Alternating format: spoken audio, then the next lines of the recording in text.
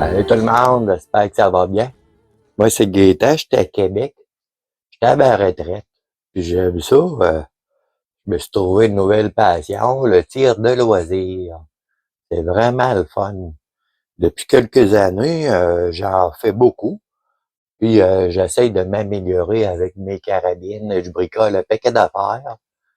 Puis j'essaye de faire des vidéos pour vous partager mon expérience et essayer de vous donner des idées.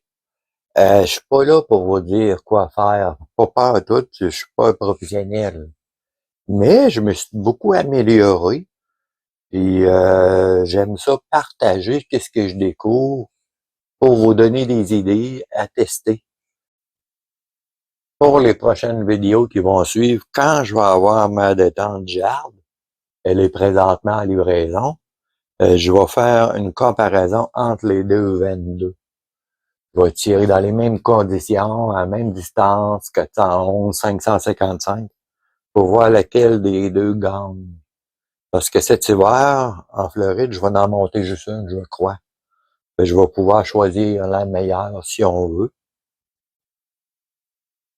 Si jamais la rigueur abat le Tika, je vais regarder pour changer le canon. Ça va tellement bien avec la rigueur.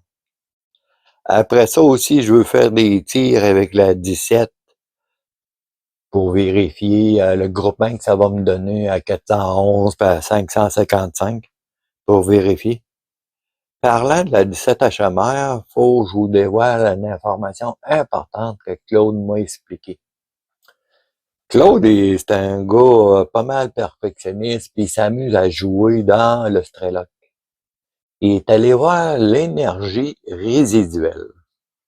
Il m'a expliqué que la 17 HMR, là, quand la balle sort à 2500 pieds secondes, elle est plus forte. Elle est plus forte, oui, jusqu'à 180 mètres. À 180 mètres, la 22, elle devient aussi puissante.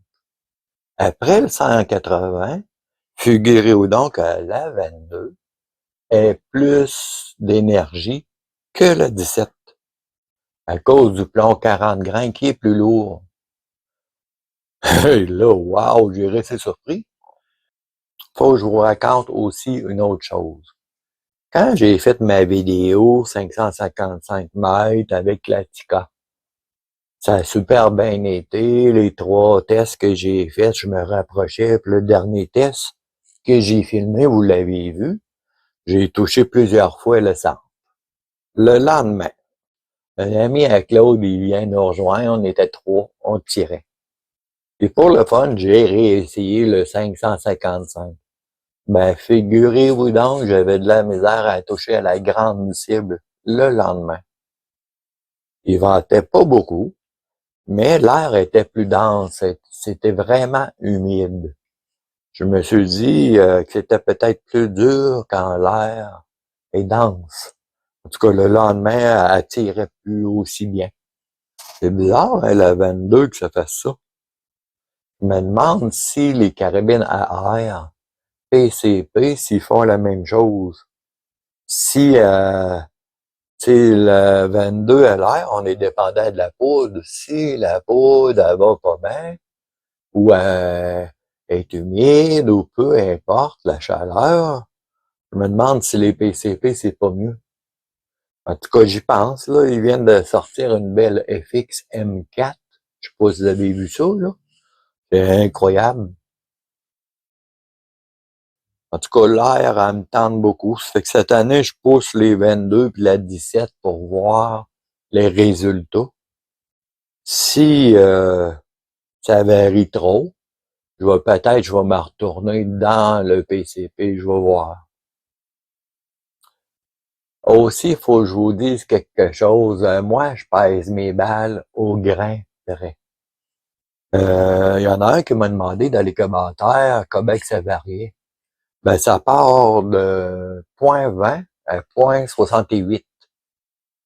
Il y a vraiment beaucoup de poids différents. En fait, j'ai 48 poids différents de grains. Fait que j'ai 48 boîtes devant moi quand je pèse, puis je les mets dans la bonne boîte. Fait que là, je viens de terminer de peser 5 briques en... Ça a été une grosse jambe, mais c'est le fun. Moi, j'aime ça. Je suis à ma retraite. Puis j'ai le temps. Pas stressé. Puis ça me donne confiance quand je vais tirer, puis j'ai mes balles pesées. Je me suis aperçu que c'était important de peser ses balles. Je pèse mes balles au grand près. J'ai une balance électronique, puis je m'amuse à toutes les peser au grain près. Fait que ça part de 56, le dernier chiffre, à 20. Fait que je garde mes vieilles boîtes quand je tire, puis après ça, je reviens ici. Je complète mes boîtes. Quand elles sont complétées, j'écris les chiffres dessus, puis je les amène, et je tire avec. Fait que là, j'en ai plusieurs briques à peser.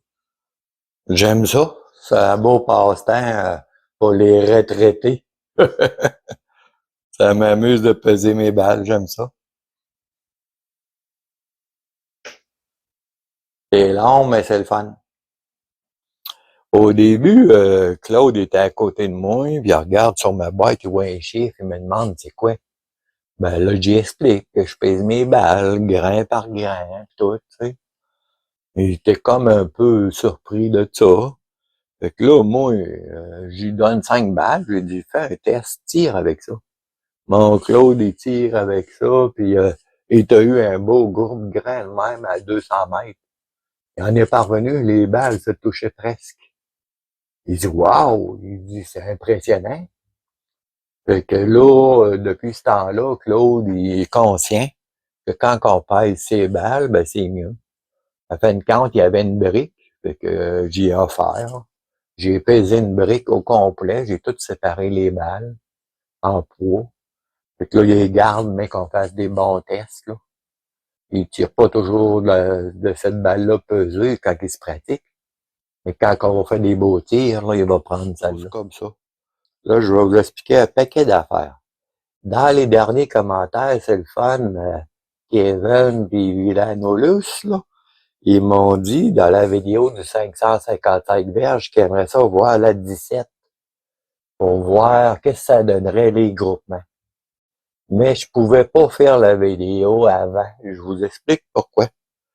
Quand j'ai eu le 17 HMR, là, c'était cette accroche-là, ici, que j'ai eu avec une belle petite crosse camo, là. Ça tirait pas pire, j'étais bien content de découvrir ça. J'aime le calibre 17 HMR, c'est plat, il y a moins de courbes. C'est un calibre plus rapide. Puis là, par la suite, ce que j'ai fait, c'est que j'ai fabriqué un petit frame de même en aluminium. J'ai fait quelques tests avec, ça tirait pas super bien. J'avais même rajouté un pot ici, puis là, elle s'est mise à bien tirer. Fait que là, je me suis dit, si je veux faire un bon test, puis la comparer à mes autres carabines, il faut qu'elle soit lourde. Fait que là, j'ai fait un beau châssis en métal. Bien pesant, bien solide. Fait que là, je vais pouvoir faire des tests avec elle. J'ai même construit un backrider en arrière.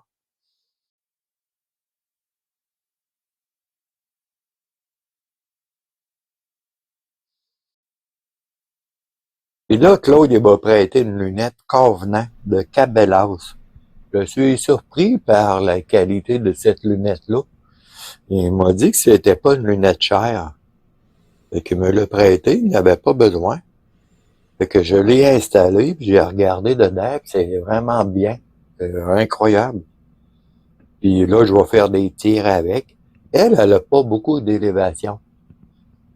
Fait que je vais faire des tests avec la 17 à longue distance, TLD 411 555 avec elle. Pour la 22 Tika, qui est dans un frame de métal, vous avez dû voir toutes des vidéos que j'ai faites avec elle. Je suis resté surpris à 555 d'avoir 5 impacts dans le grain comme ça, à cette distance-là. Elle m'épate, cette carabine-là. Je suis vraiment content. C'est un peu grâce à tout ce que j'ai fait dessus, là. J'ai fait un bidding. J'ai le bipied petit standard, mais il va bien, il porte bien, puis je l'ai collé au silicone, j'ai mis un bon poids. Cette carabine-là, quand je m'installe, là, adore. C'est que ça bouge presque pas, c'est incroyable, c'est fantastique. De tirer avec elle, c'est vraiment plus facile de tirer qu'une carabine qui bouge pas.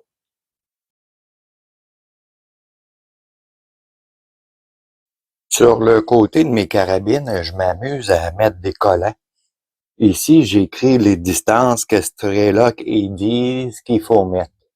Je suis allé voir dans la table là, de la balistique et j'ai tout écrit des chiffres. Puis là, ici, je vais les écrire quand ils vont être confirmés selon les distances. Je fais ça pour utiliser moins le Strelok si on veut perdre moins de temps dans le Strelok à checker toutes les distances. Je fais ça sur toutes mes carabines maintenant. Et là, il faut que je vous dise une information. Quand on a tiré à 555, on s'est aperçu que on voit pas les impacts dans la cible blanche. On les voit mieux dans le jaune. Fait que là, je vais faire des tests de couleur. Je vais peindre, mettons, le fond jaune pour voir le grand plate. La petite blanche, je vais voir. Il y a aussi, j'ai essayé une caméra pour voir. Ça fonctionne pas. J'ai essayé un télescope, ça fonctionne pas. La seule chose qui a fonctionné, c'est un drone. Notre ami Eric nous l'avait montré, il nous avait fait une démonstration. Fait que là, il nous l'a prêté, on va pouvoir revérifier, voir si on voit super bien. C'est des choses qu'on vous allez voir dans les futures vidéos, là. En tout cas, c'était ça les nouveautés. Plein de vidéos vont suivre, là. Je vais comparer les deux 22 une à côté de l'autre. Je vais tirer avec la 17. J'avais pensé et tout, comparer la 17 contre la 22. En tout cas, je vais voir, là. On a plein d'idées de vidéos. Claude, il veut rallonger les cibles, couper des branches. Hey, je te dis que je suis content d'avoir cet espace-là de tir avec Claude. Il est vraiment passionné, ce gars-là. Il a des gros calibres. C'est vraiment intéressant. Je le regarde tirer avec ses gros calibres, là, pis c'est wow. C'est précis, là. Incroyable. En tout cas, plein de vidéos vont suivre. Excusez-moi si c'était langue, mais j'avais plein de choses à vous dire. Puis j'en oublie. Allez, bâtir les amis, on s'amuse.